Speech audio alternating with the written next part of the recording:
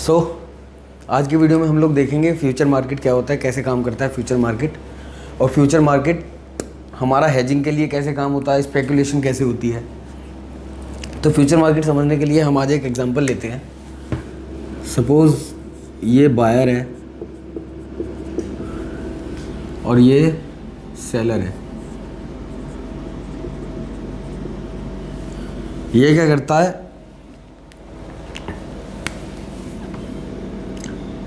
ये मैन्युफैक्चरर है और गोल्ड की चेन बनाता है। दिस इज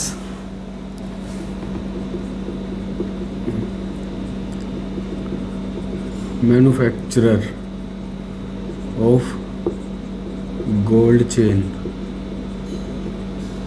ओके, इसको क्या डर है, फिलहाल गोल्ड का प्राइस चल रहा है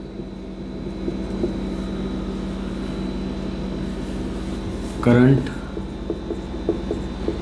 मार्केट प्राइस गोल्ड का 40,000 चल रहा है। करंट गोल्ड 40,000 पे चल रहा है, करंट मार्केट प्राइस। अब इसको क्या डर है कि 3 महीने बाद गोल्ड का प्राइस बढ़ गया तो इसको ज़्यादा प्राइस पे लेना पड़ेगा सोना। तो ये इस डर से बचने के लिए कि गोल्ड का प्राइस बढ़ गया तो इसका नुकसान हो जाएगा, ये क्या करता है, एक कॉन्ट्रैक्ट कर लेता है इससे कि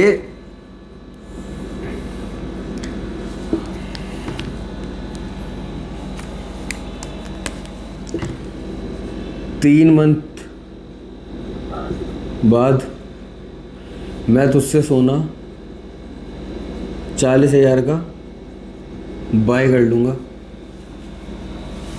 ये इससे कॉन्ट्रैक्ट करता है, इसको हम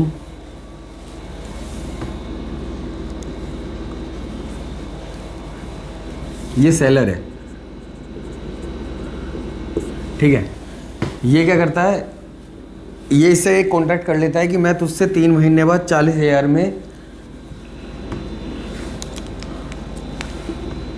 1 किलो सोना बाय कर लूँगा। अब ये मत कहना 40,000 में 1 किलो सोना नहीं आता, एग्जांपल ले रहा हूँ सिर्फ। ये 40,000 का 1 किलो सोना मैं तुझसे 3 महीने बाद बाय कर लूँगा, ठीक है। क्योंकि इसको लग रहा है कि गोल्ड का प्राइस बढ़ जाएगा, गोल्ड का प्राइस बढ़ के 3 महीने बाद 50,000 हो जाएगा, ठीक है। और इसको क्या लग रहा है कि 3 महीने बाद गोल्ड का प्राइस गिर के 40,000 से 30,000 हो जाएगा, तो मैं इसको 40,000 में गोल्ड बाय करके दे दूंगा, वो गोल्ड बेच दूंगा इससे 40,000 में। आज प्राइस 40,000 है और 3 महीने बाद गोल्ड का प्राइस गिर के 30,000 आ जाएगा। तो इसको क्या लग रहा है, गोल्ड का प्राइस गिरेगा, और इसको क्या डर है कि गोल्ड का प्राइस बढ़ ना जाए। तो इसने, ये मैन्युफैक्चरर है, इसके पास गोल्ड है, लेकिन 3 महीने बाद का गोल्ड अगर इसको ख़रीदना पड़ा तो ये डर है कि 40,000 का गोल्ड कहीं 50,000 का हो जाएगा। तो ये क्या कर रहा है, अपनी पोजीशन हेज, ये क्या कर रहा है, हेज पोजीशन। और ये ना कोई बायर ना सेलर, ये कोई हमारे तुम्हारे जैसा बंदा है, इसको लग रहा है कि गोल्ड का प्राइस गिरेगा तो ये सीधा सट्टा खेल रहा है, स्पेकुलेशन। ये क्या कर रहा है, स्पेकुलेशन। ये सीधा सट्टा खेल रहा है कि 3 महीने के बाद सोने का प्राइस नीचे गिर जाएगा। और ये क्या कर रहा है, ये अपनी पोजीशन हेज कर रहा है कि अगर सोने का प्राइस बढ़ गया तो मुझे नुकसान ना हो। तो इसने एक कॉन्ट्रैक्ट किया है कि मैं तुझसे 3 महीने बाद 40,000 का गोल्ड बाय करूँगा 1 किलो, और इसने कॉन्ट्रैक्ट किया है कि मैं तुझे 3 महीने बाद 40,000 में 1 किलो गोल्ड सेल कर दूंगा। अब 3 महीने after 1 month, after 1 month gold का प्राइस हो गया, सपोज गोल्ड मार्केट प्राइस हो गया 45,000। गोल्ड का मार्केट प्राइस 45,000 हो गया। इसको क्या लग रहा है कि ये जो है सोना 45,000 हो गया, तो अब इसको डर लग रहा है कि क्या कहते हैं, ये 50,000 60,000 हो गया तो मेरा नुकसान हो जाएगा। ये इसका फ़िलहाल 5,000 का नुकसान चल रहा है और ये सोच रहा है कि अगर आगे और बढ़ गया तो मेरा नुकसान हो जाएगा। और इसके लिए अच्छा हो गया क्योंकि इसने पहले से कॉन्ट्रैक्ट किया हुआ था कि मैं 3 महीने बाद 40,000 रुपये गोल्ड बाय कर लूँगा। अभी फ़िलहाल 1 ही महीना हुआ है और गोल्ड हो गया 45,000। लेकिन इसने कोई पोजीशन छेड़ी नहीं है अपनी। इसको लग रहा है कि अभी ये फ़िलहाल सडन स्पाइक ऐसे ही आया है, दोबारा से वापस नीचे आ जाएगा गोल्ड। 3 महीने का कॉन्ट्रैक्ट है, अभी तो टेंशन लेने की ज़रूरत ही नहीं है। अभी तो बीच में ऊपर जाए नीचे जाए कोई दिक्कत नहीं है, पर ये 3 महीने बाद 40,000 से नीचे ही आएगा। लेकिन और ये इसका तो प्रॉफिट हो रहा है 5,000 का, सीधा सीधा 5,000 का प्रॉफिट है तो, और इसका 5,000 का लॉस है फिलहाल। अच्छा, अब और 1 महीने बाद ये आफ्टर 2 मंथ मार्केट प्राइस हो गया 50,000। ये 2 महीने बाद ही गोल्ड का प्राइस 50,000 हो गया।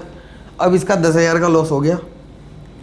तो इसने क्या करा, इसने अपनी पोजीशन, ये वाली पोजीशन, ये जो इसने सट्टा खेल रहा था, ये गोल्ड का प्राइस गिर गया तो मेरा नुकसान हो जाएगा, सॉरी गोल्ड का प्राइस बढ़ गया, बढ़ेगा नहीं, नीचे ही आएगा, और नीचे आएगा तो मेरा प्रॉफिट हो जाएगा। इस बेस पे ये खेल रहा था, लेकिन गोल्ड का प्राइस बढ़ गया तो इसका हो गया नुकसान और इसका हो गया प्रॉफिट कि गोल्ड का प्राइस बढ़ गया, इसको कोई फ़र्क नहीं पड़ा, इसकी तो पोजीशन हेज थी, इसको तो इससे 40,000 का लेना है। तो इसने क्या करा, सेलर ने एक नया कॉन्ट्रैक्ट बनाया किसी दूसरे बंदे के साथ कि मैं तुझसे 50,000 में गोल्ड बाय करूँगा। 1 मंथ का कॉन्ट्रैक्ट बनाया कि मैं तुझसे 50,000 में 1 किलो गोल्ड बाय करूँगा। 1 महीने बाद यहाँ कोई बायर है, सेलर, यहाँ कोई थर्ड बंदा सेलर है, इसको लग रहा है कि मैंने यहाँ 50,000 का कॉन्ट्रैक्ट कर लिया कि इससे ज़्यादा लॉस में नहीं झेल सकता, इसने 10,000 का लॉस ले लिया। तो 1 महीने बाद क्या होगा, ये 40,000 में सोना इसे बेचेगा, इससे 50,000 का लेके, इससे 50,000 का लेके इसको 40,000 का बेचेगा, तो इसका 10,000 का लॉस हो गया फिक्स। इसको क्या लग रहा है 1 महीने बाद कि सोने का प्राइस नीचे गिर जाएगा, 50,000 से 40,000 आ जाएगा, तो ये अब इसकी जगह आ गया। अब इसने पोजीशन अपनी स्पेकुलेट की हुई है कि गोल्ड का प्राइस इसको लग रहा है 1 महीने बाद नीचे आ जाएगा, 50 का 40 हो जाएगा। तो इसने अब पोजीशन वो कर ली, क्या कहते हैं, स्पेकुलेशन, और इसकी पोजीशन हेज है। इसने भी अब अपनी पोजीशन, ये भी अब क्या हो गया है इस कॉन्ट्रैक्ट में, हेज।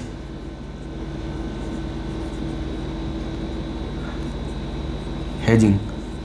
तो इसने भी अपनी पोजीशन हेज कर ली 10,000 के लॉस पे, इसने अपनी पोजीशन बुक कर ली कि 10,000 का लॉस अब मेरा मैक्सिमम है, इससे ज़्यादा लॉस होगा ही नहीं, क्योंकि इससे ज़्यादा प्राइस कितना भी बढ़ जाए इसको तो 50,000 पे बाय कर लेना है, और 40,000 पे इसको इसे सेल करना था, तो 40,000 पे ये बाय कर लेगा 1 महीने बाद।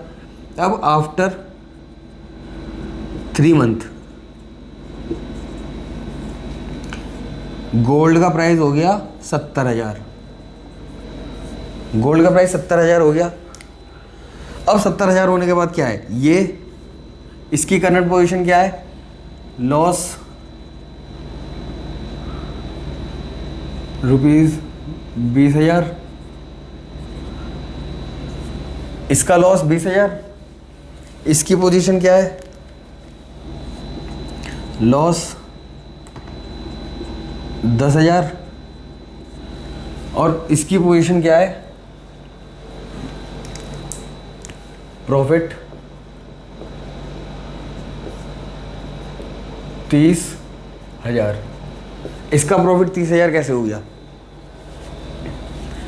इसका प्रॉफिट 30,000 होने के लिए गोल्ड का प्राइस आज 70,000 है, इसको 40,000 पे इससे बाय करने की वो थी, कॉन्ट्रैक्ट था कि मैं तुझसे 40,000 पे बाय करूंगा 3 महीने बाद। तो 3 महीने बाद इसने इससे 40 पे बाय किया और मार्केट में 70 पे बेच दिया, 30,000 का इसका प्रॉफिट। इसका क्या है, इसने इसको 40,000 पे बेचने का प्रॉमिस किया था, इसने इसको 40,000 पे बेच दिया, और इससे 50,000 पे बाय करने का प्रॉमिस किया था, इससे 50,000 पे बाय कर लिया, तो इसका टोटल लॉस 10,000। इसने इसको 1 महीने पहले जो कॉन्ट्रैक्ट हुआ था कि मैं 50,000 पे तो उसको सेल करूंगा, तो इसने 50,000 पे सेल किया, मार्केट से 70,000 पे बाय करके। ये देगा कैसे, इसके पास तो है ही नहीं। 1 किलो गोल्ड आज तो 1 महीने बाद 70,000 का हो गया। इसको लग रहा था कि 1 महीने बाद गोल्ड का प्राइस गिर जाएगा, पर गोल्ड का प्राइस बढ़ के हो गया 70,000 50 से। तो 50 60 70 20,000 रुपये, 20,000 रुपये फालतू इसने मार्केट में दिए। 70,000 रुपये का गोल्ड खरीदा 1 किलो और इसको 50,000 रुपये दिया, 20,000 का इसका लॉस। तो फ्यूचर मार्केट में क्या होता है, फ्यूचर मार्केट में फिजिकल डिलीवरी ना होने के बजाय बस इसमें से ना तो ये सोना खरीदेगा, ना ये सोने का मालिक, ना ये सोना खरीद के देगा, तो सोना कोई कुछ नहीं खरीदेगा। फ्यूचर का मतलब क्या होता है, ये सीधा सीधा 20,000 रुपये 30,000 हाँ 20,000 रुपये इसको दे देगा, 20,000 रुपये का लॉस। ओह सॉरी, ये 20,000 रुपये और ये 10,000 रुपये, ये दोनों 20,000 रुपये और 10,000 रुपये दे देंगे। अगर फ्यूचर मार्केट में क्या होता है, एक्सचेंज ट्रेडेड मार्केट है ये, तो इसमें ये इसको नहीं जानता, ये इसको नहीं जानता, ये इसको नहीं जानता, ये तीनों आपस में एक दूसरे को नहीं जानते। बीच में एक होता है एक्सचेंज, बीच में होता है एक्सचेंज। तो ये तीनों एक्सचेंज को जानते हैं, ये भी और ये भी, ये तीनों जानते हैं एक्सचेंज को। तो एक्सचेंज क्या करेगा, इससे 20,000 ले लेगा, 20,000, इससे 10,000 लेगा और इसको दे देगा 30,000 प्रॉफिट के। इसका ये लॉस है और इसका ये लॉस है, तो इन दोनों का लॉस से पैसे लेके और ये जो प्रॉफिट हुआ है वो इसको दे देगा। This is called future market.